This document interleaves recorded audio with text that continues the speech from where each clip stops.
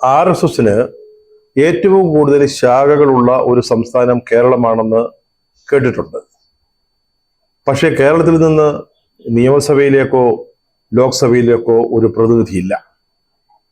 ചരിത്രത്തിലാദ്യമായി ഒരു അക്കൗണ്ട് തുറന്നുകൊണ്ട് 2019 നിയമസഭാ തെരഞ്ഞെടുപ്പിൽ നേമത്ത് നിന്ന് നമ്മുടെ രാജേട്ടൻ ജയിച്ചു വന്നതാ, O രാജഗോപാൽ.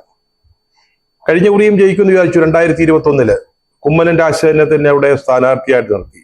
പക്ഷെ കോൺഗ്രസ്സുകാർ ഒരു വലിയ കുഴപ്പം കാണിച്ചിരുന്നു. വലിയൊരു കൊസ്രാക്കൊള്ളി എന്ന് തന്നെ അതിനെ പറയേണ്ടിയിരിക്കുന്നു. നമ്മുടെ K മുരളീധരനെ അവിടെ മത്സരിപ്പിച്ചു. അതോടുകൂടി കോൺഗ്രസ് വലിയ തോതിൽ വോട്ടുകൾ പിടിച്ചു. BJPയുടെ വോട്ട് കുറഞ്ഞു. അവിടെ CPMന്റെ ശിവൻകുട്ടി ജയിച്ചു. ശിവൻകുട്ടി മന്ത്രിയുമായി. ഇപ്പൊ പാർലമെന്റ് തെരഞ്ഞെടുപ്പ് നടക്കുക. എങ്ങനെയെങ്കിലും ഒരു സീറ്റ് വിജയിപ്പിച്ചെടുക്കണം എന്നുള്ള ഒരു കഠിന ശ്രമത്തിലാണ് BJP. ഇപ്പം തിരുവനന്തപുരത്ത് സാധ്യത പറയുന്നുണ്ട്, അതുപോലെ തന്നെ തൃശ്ശൂരിൽ പറയുന്നുണ്ട്. എവിടെയെങ്കിലും ഒരു സീറ്റ് മതി, ഒന്നിൽ കൂടുതൽ വേണമെന്ന് നിർബന്ധമില്ല.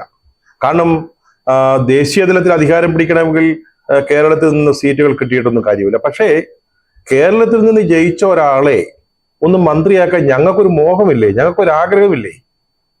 അത് ഇതുവരെ സാധിച്ചിട്ടില്ല. ഈ നസ്രാണികള് മറ്റു മതത്തിൽ നിന്നുള്ളവരെ കല്യാണം കഴിക്കുമ്പോൾ രീതിയുണ്ട്. ആ പെണ്ണിനെ ഇങ്ങോട്ട് വരന്റെ സഭയിലേക്ക് മാറ്റി മാമോദിസയൊക്കെ മുക്കി കല്യാണം കഴിപ്പിക്കും. അതാണ് രീതി. ഞങ്ങളും അതാ ചെയ്യുന്നത്. ഞങ്ങൾക്ക് സ്വന്തമായിട്ടൊരു MP ഇല്ലാത്തത് കൊണ്ട് മറ്റേതെങ്കിലും ഒരു സംസ്ഥാനത്തേക്ക് വിട്ട് അവിടെ നിന്നൊരു രാജ്യസഭ അംഗമാക്കി മന്ത്രിയാക്കുന്ന രീതിയാണ് ഞങ്ങൾക്കുള്ളത്. അതൊന്നും മാറ്റണ്ടേ? അതിലൊരു പ്രശ്നം എന്താണെന്ന് ചോദിച്ചാൽ, ഇപ്പോ അങ്ങനെ ഉണ്ടാകുന്ന ഒരു കൊച്ച് അല്ലെങ്കിൽ ഒരു മന്ത്രി അത് ഏത് തറവാട്ടിലെയാണെന്നുള്ളത് വലിയ കൺഫ്യൂഷനാ. ജനിച്ച തറവാട്ടിലെയാണോ, സ്വന്തം തറവാട്ടിലെയാണോ, അതോ ഏത് നിയമസഭയിൽ നിന്നാണ് ജയിച്ചു വന്നത്, അവിടുത്തെ മന്ത്രിയാണോ? വലിയ കൺഫ്യൂഷനാണ്. അപ്പൊ കേരളത്തിൻ്റെതായ ഒരു മന്ത്രി ഞങ്ങൾക്ക് വേണമെന്നൊരു ആഗ്രഹമുണ്ട്. അതിനാണ് ഞങ്ങൾ ഈ പരിശ്രമങ്ങളൊക്കെ നടത്തുന്നത്. BJPയെ ഇലക്ഷനിൽ ജയിപ്പിച്ചു വിടുന്നതിൽ കേരളത്തിലുള്ളവർക്ക് വലിയ താല്പര്യമൊന്നും ഇല്ലെങ്കിലും ഈ ഇലക്ട്രൽ ബോണ്ടുകൾ വാങ്ങുന്നതിലും അതുവഴി BJPക്ക് സംഭാവന നൽകുന്നതിലും കേരളത്തിൽ നിന്നുള്ള വ്യവസായികൾ വളരെ താല്പര്യമുള്ളവരാണ്. ഇതുവരെ 38.10 കോടി രൂപയുടെ ബോണ്ടുകളാണ് കേരളത്തിൽ നിന്നുള്ള കമ്പനികൾ, അതൊരു 6 കമ്പനികളുടെ കണക്കാണ് ലഭിച്ചിട്ടുള്ളത്. അവർ വാങ്ങിയിട്ടുള്ളത് ഈ തുകയാണ്. അതിൽ 10.03 കോടി രൂപയും BJPക്കാണ് ലഭിച്ചത്. അത് ആലപ്പുഴയിലുള്ള ഒരു സ്ഥാപനമാണ് ആ ബോണ്ട് വാങ്ങി BJPക്ക് ആ വഴിക്ക് പണം സംഭാവന ചെയ്തത്. ഐശ്വര്യ ബിസിനസ് കോർപ്പറേഷൻ എന്നാണ് ആ സ്ഥാപനത്തിന്റെ പേര്. കേരളത്തിലെ ആലപ്പുഴയിൽ കണിയാങ്കുളമാണ് അവരുടെ ആസ്ഥാനം.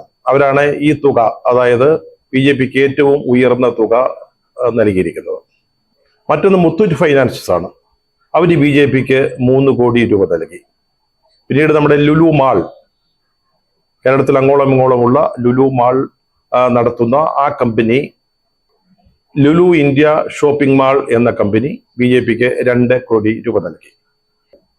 2022 ജാനുവരിയിലാണ് BJPക്ക് ലുലു മാൾ ഈ തുക നൽകിയത്. ആ വർഷം ജൂലൈയിൽ ലക്നൌവിൽ UP മുഖ്യമന്ത്രി യോഗി ആദിത്യനാഥ് അവരുടെ ഒരു മാൾ ഉദ്ഘാടനം ചെയ്യുകയും ചെയ്തു. 38 കോടി രൂപയിൽ 10 കോടിയും BJPക്ക് പോയി എന്ന് പറയുമ്പോൾ ബാക്കി തുക കോൺഗ്രസിന് കിട്ടിയെന്നൊന്നും കരുതി പോകരുത്. അങ്ങനെ വിചാരിക്കുകയേ വേണ്ട. അത് കേരളം വിട്ടുപോയി. കേരളവുമായി യാതൊരു ബന്ധവുമില്ലാത്ത ഒരു രാഷ്ട്രീയ പാർട്ടിക്കാണ് ഈ ഞാൻ നേരത്തെ പറഞ്ഞ തുകയുടെ 65% ചെന്നുയർന്നത്. അതിന്റെ പേര് ഭാരത രാഷ്ട്ര സമിതി എന്നാണ്. നേരത്തെ തെലങ്കാന രാഷ്ട്രീയ സമിതിയായിരുന്നു. തെലങ്കാനയിൽ ഭരിച്ചിരുന്ന പാർട്ടിയാണ്. പിന്നീട് പേര് മാറ്റിയതാണ്. K ചന്ദ്രശേഖര റാവു ആണ് അതിന്റെ നേതാവ്. ആ പാർട്ടിക്കാണ് 25 കോടി രൂപ ലഭിച്ചത്. അതെങ്ങനെയാണെന്ന് ചോദിച്ചാൽ, കേരളത്തിലുള്ള ഒരു വ്യവസായി കിറ്റക്സിന്റെ ഉടമ സാബു ജേക്കബ് കേരള സർക്കാരുമായി ഉണ്ടായ ചില അഭിപ്രായ വ്യത്യാസങ്ങളെ തുടർന്ന് അദ്ദേഹത്തിന്റെ സ്ഥാപനങ്ങൾ തെലങ്കാനയിലേക്ക് മാറ്റി. അപ്പൊ തെലങ്കാനയിൽ അദ്ദേഹം ഫാക്ടറികൾ, പ്രൊഡക്ഷൻ സെന്ററുകൾ തന്നെ ആരംഭിച്ചു.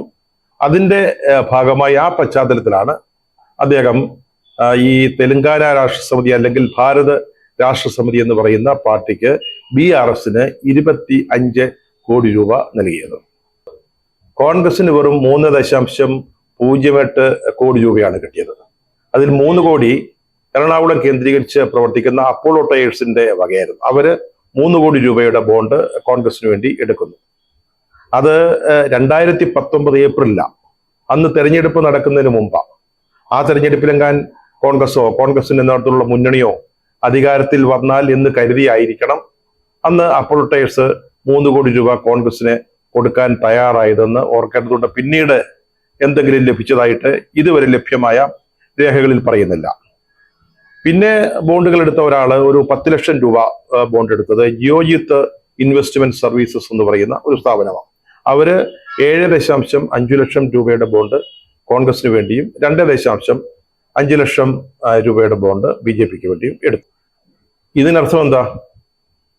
കാശ് തരാം, വോട്ട് തരാൻ ബുദ്ധിമുട്ടുണ്ട് എന്നുള്ളതാണ്. അധികാരമുള്ള പാർട്ടികൾ അവര് പണം ആവശ്യപ്പെട്ടാൽ, അവരെ നേരിട്ട് ആവശ്യപ്പെട്ടാൽ, അല്ലെങ്കിൽ ബോണ്ടുകൾ ഇറക്കി അതുവഴി പണം തരാൻ ആവശ്യപ്പെട്ടാൽ ഇത്തരത്തിലുള്ള വ്യവസായ സ്ഥാപനങ്ങൾ അതിന് തയ്യാറാകും എന്നുള്ളതാണ് നമ്മൾ ഇതിൽ നിന്ന് മനസ്സിലാക്കേണ്ടത്. കേരളത്തിൽ നിന്ന് അത് വലിയ തോതിൽ ആരും ബോണ്ടുകൾ എടുത്തതായിട്ട് ഇതുവരെ മനസ്സിലായിട്ടില്ലെങ്കിലും ഈ BRSനെ ഒഴിവാക്കി നിർത്തിയാൽ ഇപ്പോഴും നിയമസഭയിലോ ലോക്സഭയിലോ പ്രാതിനിധ്യമില്ലാത്ത ഒരു പാർട്ടിക്കാണ് ഏറ്റവും കൂടുതൽ തുക നൽകിയത് എന്നുള്ളത് ശ്രദ്ധിക്കേണ്ട കാര്യമാണ്. അത് BJPക്കാണ്. അതിന്റെ അർത്ഥം ഞങ്ങള് വോട്ട് തന്നാലും തന്നില്ലെങ്കിലും അത് ആരും അറിയാൻ പോകുന്നില്ല. പക്ഷേ സാമ്പത്തിക സഹായം ചെയ്തില്ലെങ്കിൽ, സംഭാവന നൽകിയില്ലെങ്കിൽ, അല്ലെങ്കിൽ ബോണ്ട് എടുത്തില്ലെങ്കിൽ, ബോണ്ട് എടുക്കുകയാണെങ്കിൽ അതൊക്കെ അധികാരത്തിലുള്ള പാർട്ടികൾ മനസ്സിലാക്കും. അപ്പോൾ മീശയുള്ള അപ്പനെ പേടിച്ചേ പറ്റൂ.